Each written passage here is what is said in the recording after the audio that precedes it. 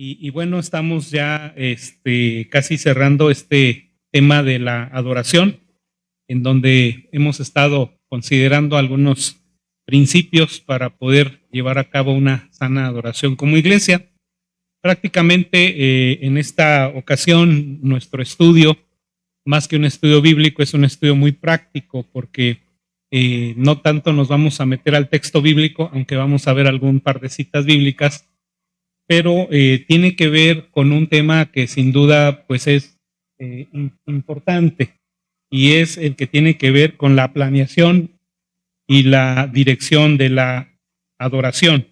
Ese es el que vamos a considerar, la planeación y la dirección de la adoración. Básicamente son dos temas en esta parte de nuestro estudio.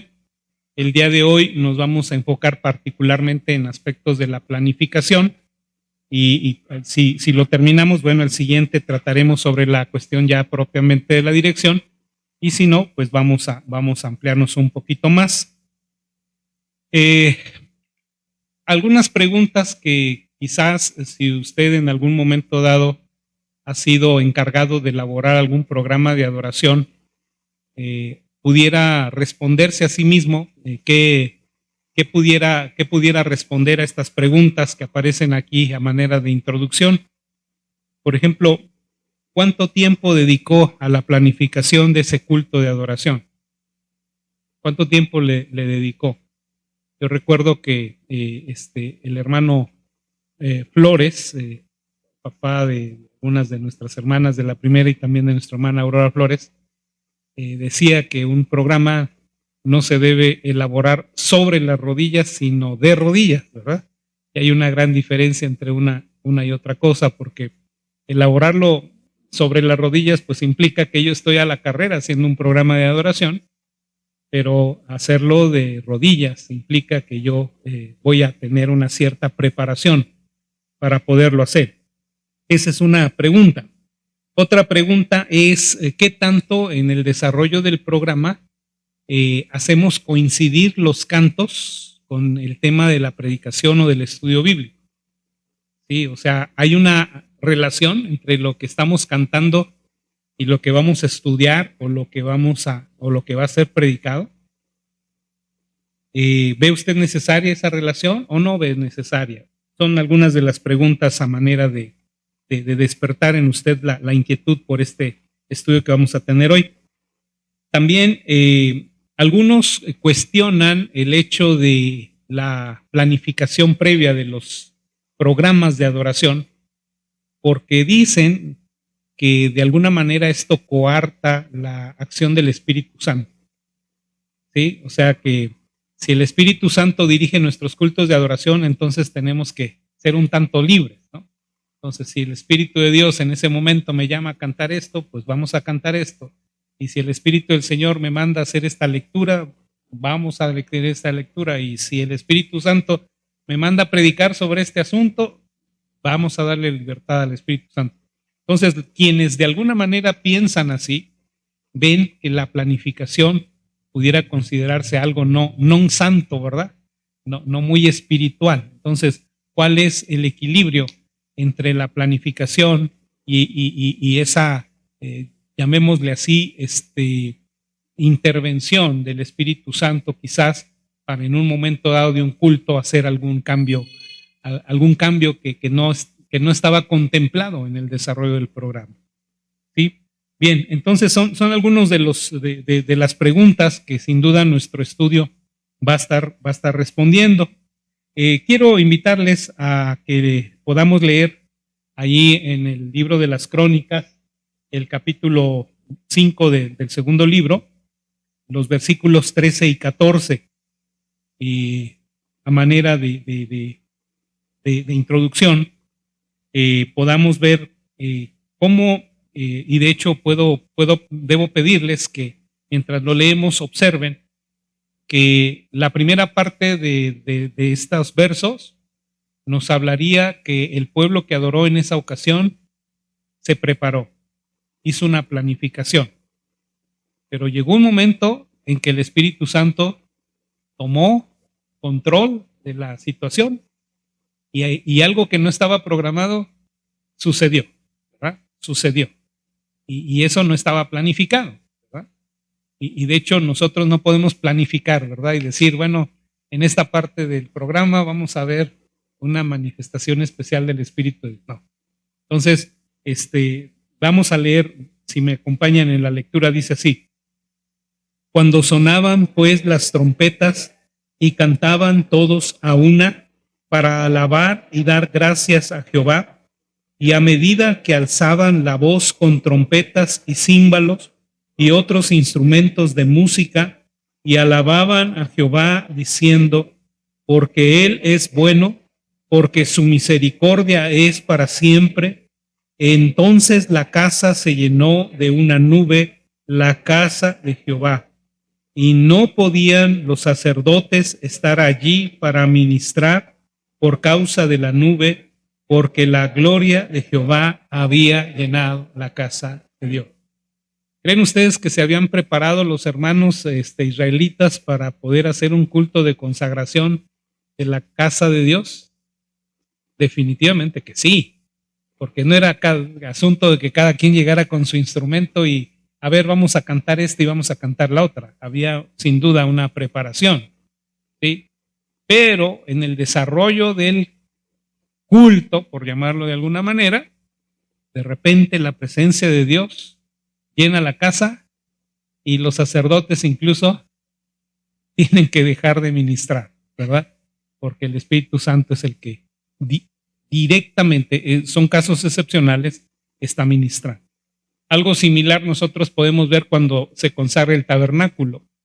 También hay un programa preestablecido, pero llega un momento que ese programa pues se tiene que cortar, porque Dios toma completamente el control de ese programa. No siempre sucede esto así, ¿verdad? No siempre sucede esto así, pero puede suceder. Entonces, con esto, lo que yo quiero fortalecer es que este asunto de la planificación no está en contra, definitivamente, de lo que es la práctica bíblica, ¿sí? No está en contra, al contrario, creemos incluso que necesariamente, pues, tiene una base, tiene un sustento, ¿verdad? La Biblia nos dice que hagamos todo decentemente y con orden, ¿verdad? Un orden. Y por eso le llamamos a veces, cuando escribimos el programa, orden del programa, ¿verdad? Porque pretendemos darle un orden. Entonces, vamos, les decía a ustedes, a desarrollar dos temas en torno a este estudio, uno con relación a la planificación y otro con relación a la dirección de la adoración. Y en esta ocasión, pues vamos a concentrarnos precisamente en la importancia de la planificación en la adoración, ¿verdad? La importancia de la planificación en la adoración. Y aquí debo yo decir que si nosotros hemos de presentar a Dios un culto de adoración, entendemos que debe ser nuestra ofrenda a Dios. Y no solamente, ¿verdad? Ciertos aspectos del culto deberían estar programados, sino todo el culto, ¿verdad? Se nos ha invitado, por ejemplo, a preparar de antemano nuestros diezmos y nuestras ofrendas. Se espera que el predicador prepare de antemano bien el sermón que va a predicar. Entonces, ¿por qué no preparar de antemano bien todo lo que es el programa de adoración, ¿verdad? Hay unas situaciones que vamos a estar viendo. Por ejemplo, y hay una frase muy interesante que cito, que mencionaba Carlos Spurgeon, y dice: una persona que guía a los demás hacia la presencia del rey debe haber viajado muy adentro en el país del rey y haber mirado frecuentemente su rostro. Esto nos habla de una preparación. Y debemos empezar por el principio. Y entonces, cuando hablamos de una preparación, estamos hablando de todo un proceso. ¿Qué incluye ese proceso? Lo primero que debemos tomar en cuenta es por lo que debemos empezar. Prepararnos a nosotros mismos como líderes de adoración.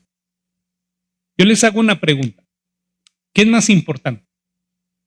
¿Que el líder de adoración esté preparado o que el programa esté preparado? Primero debe estar preparado el líder. ¿Sí?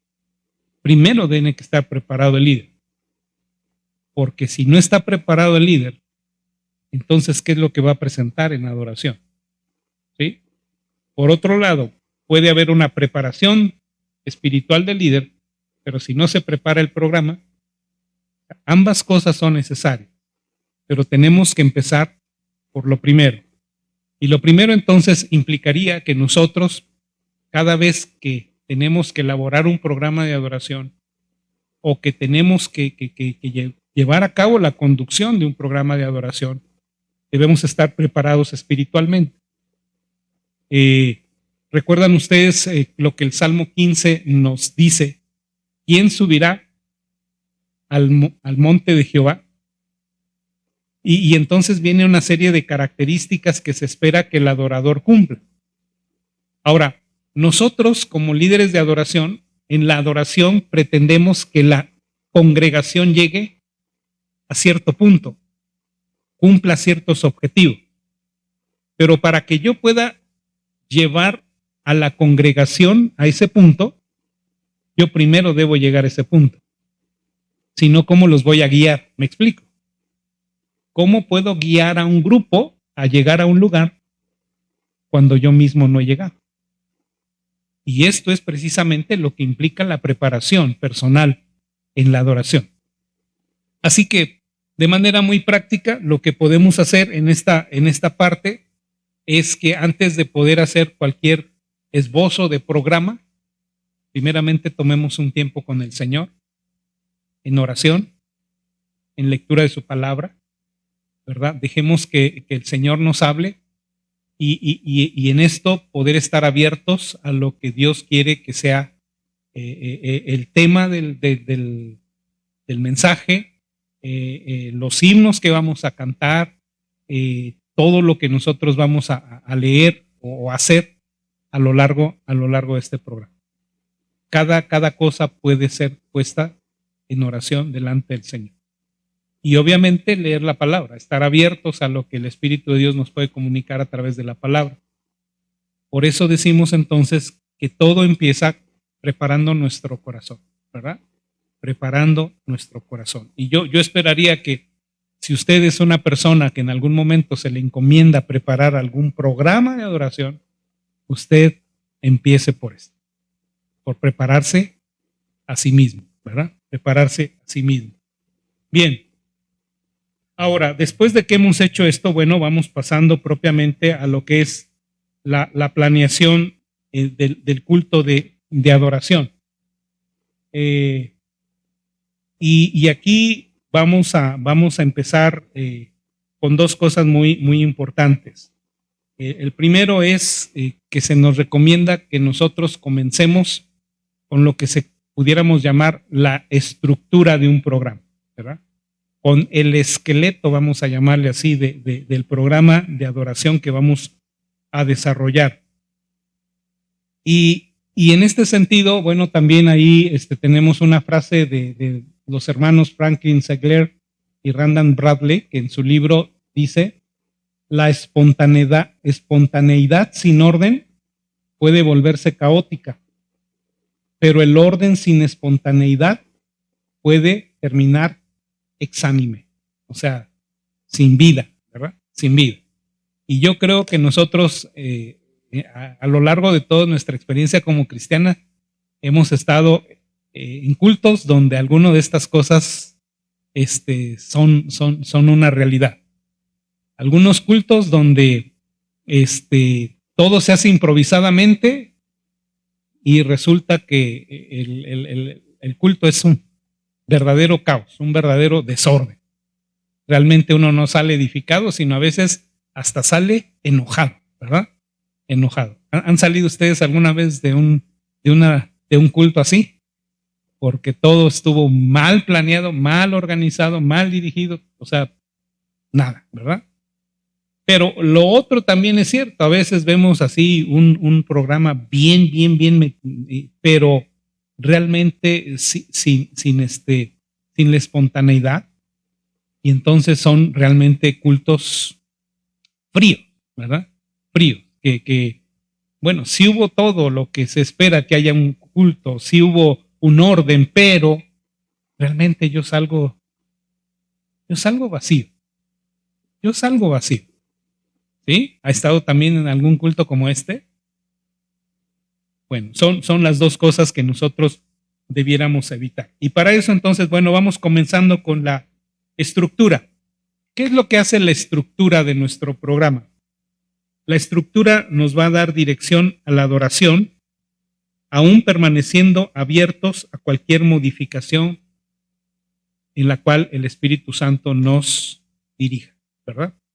O sea, es sí, ciertamente poder establecer una estructura, pero en el desarrollo del programa, siendo sensibles a lo que el Espíritu Santo nos pudiera indicar para poder llevar a cabo. Voy a poner un ejemplo, ¿verdad? En algunos cultos resulta que como respuesta a la predicación tal vez, hay ciertas reacciones o respuestas por parte de los hermanos que nos hacen tal vez detenernos para tomar un tiempo de oración por ello. ¿No es así? Pero si nosotros nos ceñimos a la estructura del programa, decimos, no, el siguiente punto es la ofrenda. Así que nada de oración en este punto. Ya. O sea, el programa dice esto y vamos a seguir así. Pero qué tal, ¿verdad? Que la respuesta de la gente, vamos a pensar que fue un culto donde hubo un llamamiento a la conversión y de repente vemos que la gente empieza a tener respuestas de un arrepentimiento profundo. Hermanos, pues ahí hay que ser sensibles a lo que Dios nos está indicando, ¿verdad? Y dar entonces a nuestro programa un tiempo para poder ministrar de manera especial a esas personas. A eso es a lo que me refiero, ¿verdad?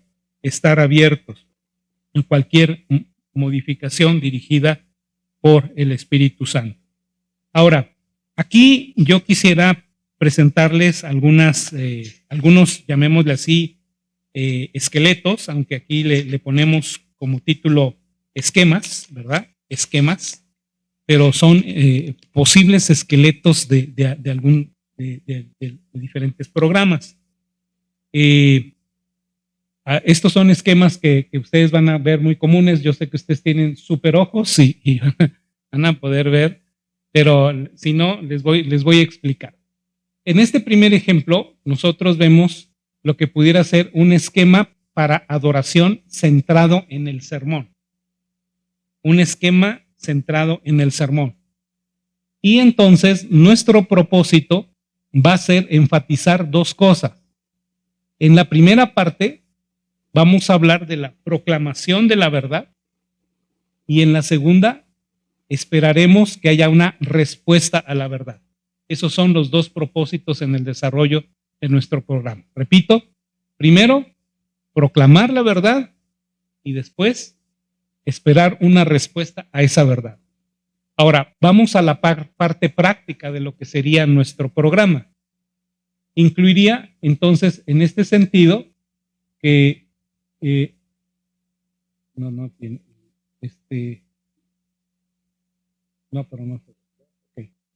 implicaría que en el punto primero del propósito de la verdad pudiéramos tener himnos donde se estuviera haciendo la proclamación de la verdad en torno al mensaje que va a ser predicado.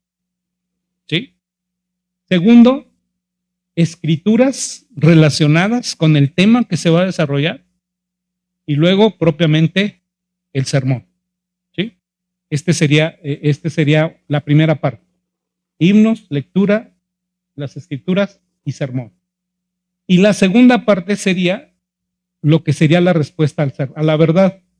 Implicaría un tiempo para una invitación a la congregación en base al sermón, la ofrenda, que es una respuesta del pueblo, un himno de cierre que tiene que ver con el compromiso o lo que se espera que la congregación responda, y finalmente una bendición basada en la escritura. Este pudiera ser un orden de programa con el esquema de una adoración centrada en el sermón. ¿Sí? Muy bien. Vamos a otro ejemplo. Este es un esquema para adoración basado en las actividades del pueblo de Dios en adoración.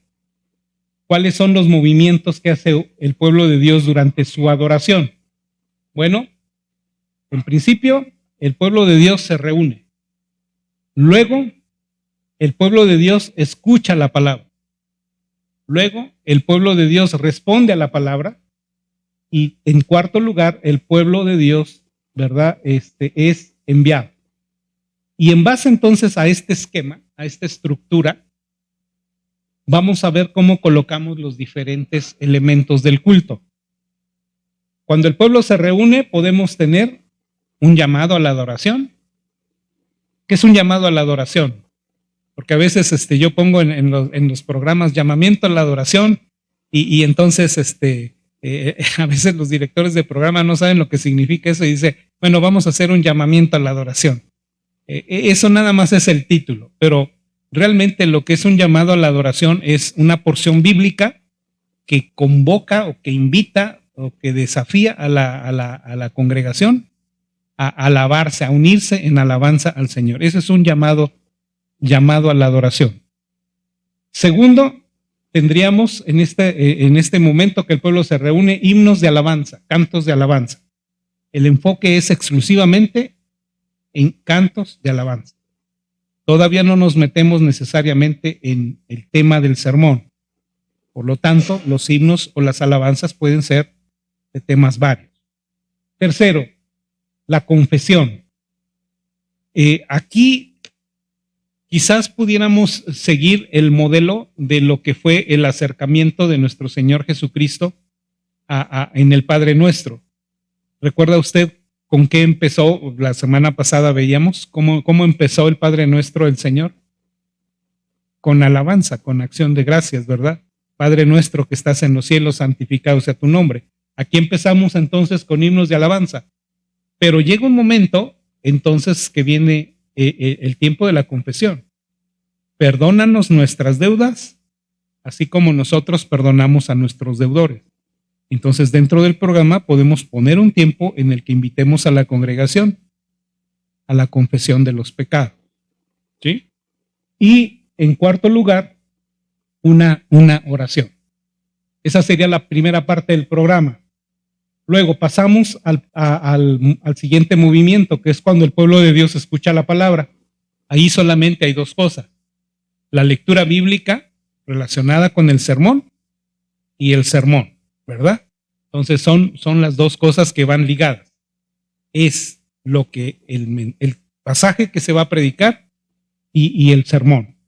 Luego, en el tercer movimiento, el pueblo de Dios respondiendo a la palabra, vemos ahí un canto de entrega en respuesta a la palabra. O sea, cómo está respondiendo el pueblo o cómo responde el pueblo al mensaje de manera cantada. ¿Sí? Obviamente que al final el predicador puede hacer un llamado al compromiso en base al sermón que se predicó, pero luego ese canto refuerza ese compromiso. Y por ejemplo, el sermón giró en torno a hacer un llamamiento a que los cristianos evangelicemos. El pastor puede terminar su sermón quizás haciendo una invitación a quienes se comprometen a compartir de su fe, y el himno entonces va a ir en relación a ese compromiso. Yo iré de la tierra hasta el fin, ¿verdad? Ese es un himno de respuesta. ¿Sí? Y luego viene la oración y la ofrenda como parte de la respuesta a la palabra. Finalmente, el pueblo de Dios es enviado. Ahí hay un himno final y una oración de clausura. ¿Sí?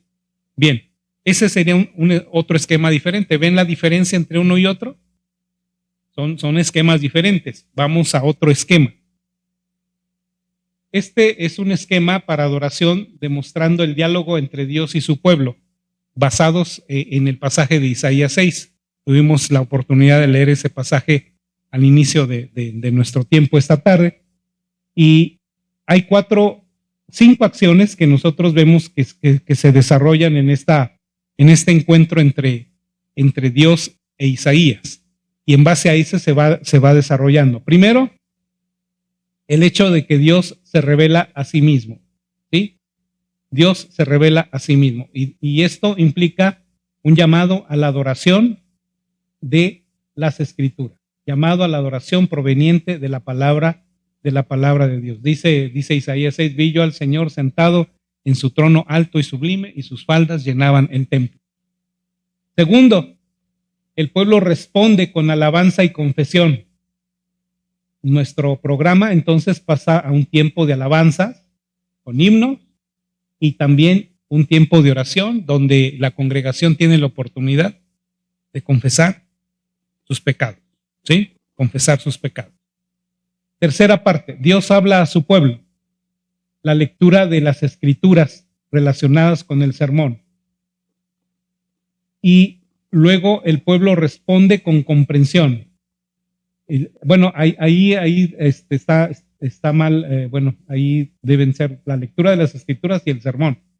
Y luego el pueblo responde con compromiso, que es tanto un himno de invitación como propiamente la ofrenda. Ahí nada más error de tecla, se me olvidó darle enter, ¿verdad? Para separar el sermón y la ofrenda en el segundo espacio, en el siguiente espacio.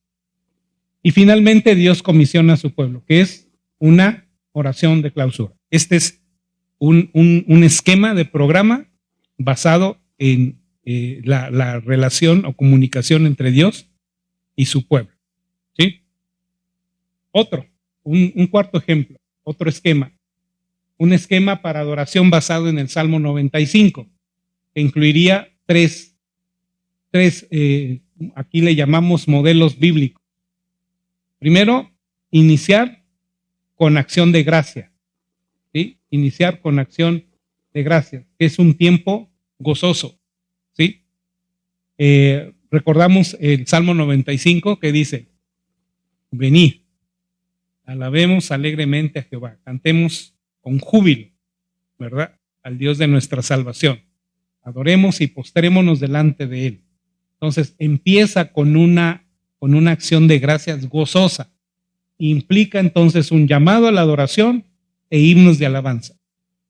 El siguiente paso sería continuar con una adoración reverencial, en donde invitaríamos a la congregación a cantar himnos de consagración y tener una oración. Y luego viene el tiempo de escuchar la voz de Dios con una lectura de las Escrituras y un sermón. Ahora, quizás algunos de nosotros diríamos, oiga, pastor, pero ¿no sería un tanto irreverente terminar un culto nada más escuchando el sermón y ya, haciendo una oración final y despidiendo a la congregación? Como que me hace falta algo, ¿verdad?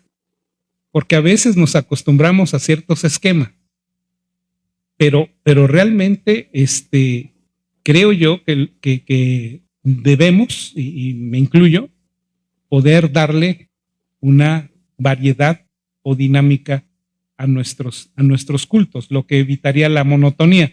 ¿Por qué? Porque ahorita nuestros casi los hermanos dicen, ya sé qué punto sí. Ahorita va a orar el pastor por los niños. Ya sé qué punto sigue. Ahorita, sí, me explico. Ya lo saben. Y los hermanos son tan abusados que dicen, bueno, yo voy a llegar al culto, así que ya sé más o menos a qué horas pasan los primeros puntos y llego ya nada más al sermón, ¿verdad? Nada más llego al sermón. ¿Sí me explico? Entonces, darle variedad y dinámica, pues implicaría eso. Pero todo parte, noten ustedes, desde la estructura, desde el esquema. ¿sí? El esquema. Entonces yo ahí les pongo cuatro ejemplos, pero sin duda pues ustedes pueden tener alguna mayor variedad. Ahora, aquí el asunto es que procuramos sacarle más jugo al tiempo, ¿no? De la exposición. De la exposición, porque eso es a lo que venimos, a un estudio de la Biblia. Lo mismo, lo que sería el culto de oración. ¿Qué es lo que esperamos que haya más en un culto de oración? Tiempo de oración, ¿verdad? Ciertamente puede haber reflexiones, pero esas reflexiones creo que deben tener un criterio en cuanto al uso del tiempo, porque a lo que venimos es ¿a qué? A orar, a orar. Y en este sentido también debemos tener cuidado, porque a veces en nuestros cultos de oración nos extendemos en la reflexión, 40 minutos, y pues ya para orar no oramos poco, ¿sí? Pero es parte también de este tipo de pensamiento. De todo esto es aplicable a todo programa de adoración, ¿verdad? Todo programa de adoración. Bien, seguimos adelante. Comunicar, la importancia de comunicar un mensaje unificado. ¿A qué nos referimos con mensaje unificado? A que el diseño de los programas pueda tener un mensaje único, o sea, un mensaje que pudiéramos decir, que le dé identidad al culto. Presento dos ejemplos. A ver, ustedes me dicen, a lo mejor ustedes han estado en cultos así. Por ejemplo, en el primer ejemplo, el que elaboró el programa puso 3 himnos. Considere usted la temática de los himnos. El primer himno, oh, qué amigo nos es Cristo. ¿De qué habla ese himno? ¿Mande? De comunión con Dios, ¿verdad? De la bendición de la comunión con Dios. Luego, se programa un canto cantad con júbilo al Señor. Eso es otro título de otro canto. ¿De qué habla? De un desafío a la alabanza gozosa. Y la tercera, cuando estemos en gloria. Ajá. Y voy a poner una exageración. Yo ahorita le decía al hermano cuando estábamos seleccionando el himno para este tiempo, le decía al hermano, estábamos viendo la lista y apareció un himno de bautismos. Ahora, ¿cómo sentirían ustedes si cantáramos un himno de bautismos en este estudio? No, ¿verdad? Entonces, aquí son 3 temas diferentes en los himnos. 3 temas diferentes. ¿Hay unidad? ¿Hay unificación? No. Pasamos a los cantos especiales. Un hermano que dice voy a tener un canto especial y canta ven Espíritu Santo. ¿Tiene que ver con los temas de los anteriores himnos? No tiene que ver absolutamente nada. Y luego viene el sermón. El sermón, el predicador pone un sermón que titula El llamamiento de Jonás a Nínive, un desafío para la evangelización. ¿Tiene que ver con los himnos que se cantaron? Nada, nada que ver. Y termina con un himno de clausura. Ven, es tiempo de adorar. Ahora, estos himnos y estos cantos tienen su lugar. Vamos, no estamos pecando por cantar lo que cantamos ni por predicar lo que se está predicando. Pero piense por un momento, ¿de qué se va a acordar la congregación a lo largo de la semana? ¿Ande? Pues no vas a ver pues, del cielo o del evangelismo o de qué, ¿sí? Entonces, por eso, aquí lo que podemos ver es una falta de unidad en el desarrollo de un programa. Y esto es algo que se tiene que considerar. Ahora, yo entiendo que en cuestión de las lecturas que podamos hacer, es fácil relacionarlas con la temática del sermón. A veces con lo que tenemos problemas es con la selección de los himnos. Y a veces es porque no conocemos o no tenemos un amplio repertorio sobre los himnos que podemos cantar. Pero si es necesario un himno que pueda reforzar el tema y no lo sabe la congregación, creo que también hay un lugar para poderlo aprender, para poderlo cantar. ¿Sí me explico? Entonces, Ahí está un ejemplo de un programa que no tiene unidad. En cambio, ustedes pueden ver en contraposición el otro tipo de programa, los himnos. Ven, es tiempo de adorarle. O que tuviera lenguas mil. Hasta ahí, ¿de qué está hablando? Bueno, es tiempo de adorarle, es un llamado a la adoración, ¿no? Pero luego empieza ya a involucrarse con la temática del tema. O si tuviera lenguas mil, ¿de qué habla ese himno? De proclamar, de evangelismo. Relaciona entonces nuestra alabanza al evangelismo. Luego, salvo soy. ¿De qué habla el evangelismo? O es el resumen del evangelismo, ¿verdad? Y luego, tienen que saber la necesidad del evangelismo.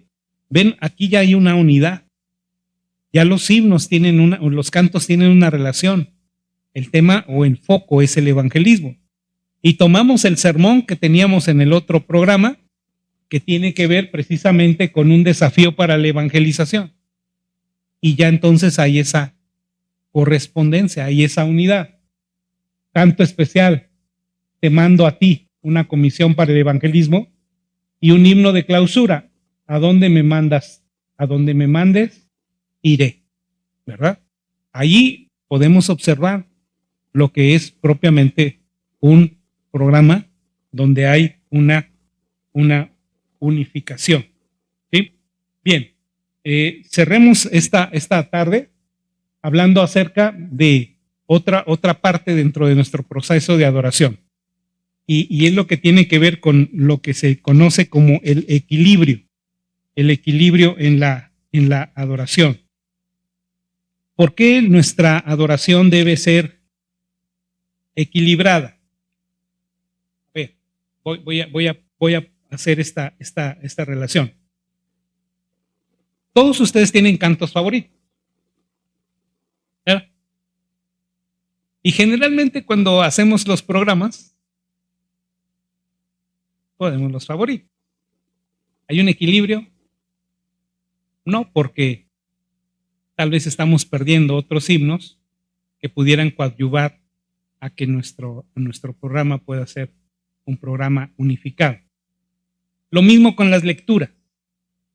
Hay lecturas que ya de cajón, ¿verdad? Tomamos porque nos gusta.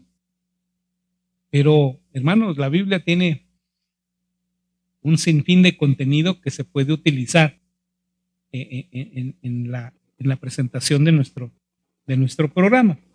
Bueno, a eso es a lo que llamamos una adoración equilibrada, porque nuestros cultos reflejarán precisamente no solo ciertas partes del Evangelio, sino procurarán abarcar todo el Evangelio, ¿sí?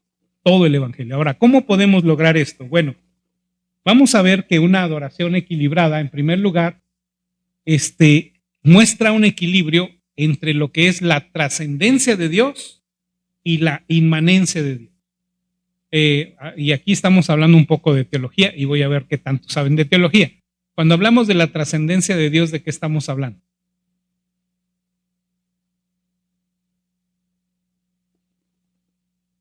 La trascendencia de Dios implica que Dios está por encima de todo su orden creado. ¿Sí? Dios está por encima de todo lo creado. Hay cosas, hay atributos que solo le competen a Él, ¿verdad? Solo le pertenecen a Él. ¿Cuáles atributos le pertenecen solo a Él? Omnipotencia, omnisciencia, omnipresencia, ¿sí? ¿Perdón? O sea, también la omnipotencia, solamente Dios es omnipotente, ¿verdad? Pero eso tiene que ver con la trascendencia. Pero cuando hablamos de la inmanencia de Dios, ¿de qué estamos hablando? De un Dios que se involucra en los asuntos cotidianos de los seres humanos. Entonces, nuestros programas tienen que tener un equilibrio entre lo que es propiamente enfatizar aquellas cosas que solamente Dios es y relacionar esas cosas a final de cuentas con el hecho de que también nos afectan como seres humanos. Este domingo que me tocó predicar allá en Uruapan, me pidió el pastor que abordáramos el tema de la fidelidad de Dios. Y yo lo que hice fue relacionar. Ciertamente experimentamos la fidelidad de Dios en nuestro día a día, pero ¿qué es lo que hace a Dios que pueda ser fiel? Él es omnipotente, que Él es omnipresente, que Él es veraz, ¿verdad? Que Él es santo, que Él no miente, Él no miente, ¿sí? A diferencia de nosotros. Por eso nosotros a veces somos infieles, porque a veces prometemos y no podemos cumplir, aunque queramos cumplir. Porque a veces prometemos algo, pero al no conocer todos los aspectos, a veces no podemos cumplir. ¿Sí me explico? Pero Dios es fiel. Entonces, esa es una relación entre trascendencia e inmanencia. Y entonces, aquí les pongo a ustedes un ejemplo de lo que es este equilibrio en un programa.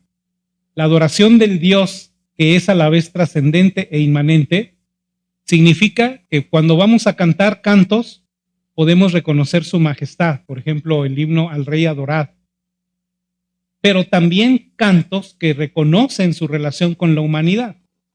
Emmanuel, Dios con nosotros. Ese es un canto que habla de su relación con la humanidad. Entonces estamos equilibrando la trascendencia con la inmanencia.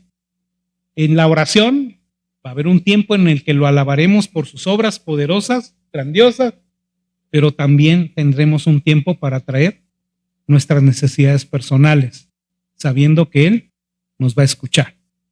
Bien, segundo, la adoración equilibrada también es tanto corporativa como personal.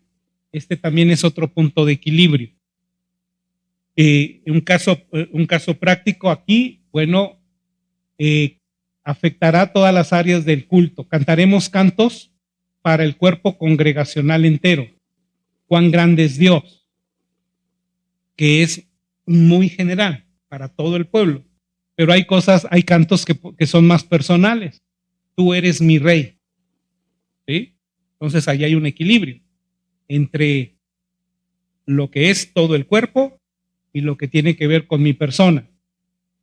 Podemos orar, Padre nuestro que estás en los cielos, que es algo corporativo, o también permitiremos que cada miembro ore individualmente dentro de un grupo de oración, ¿no?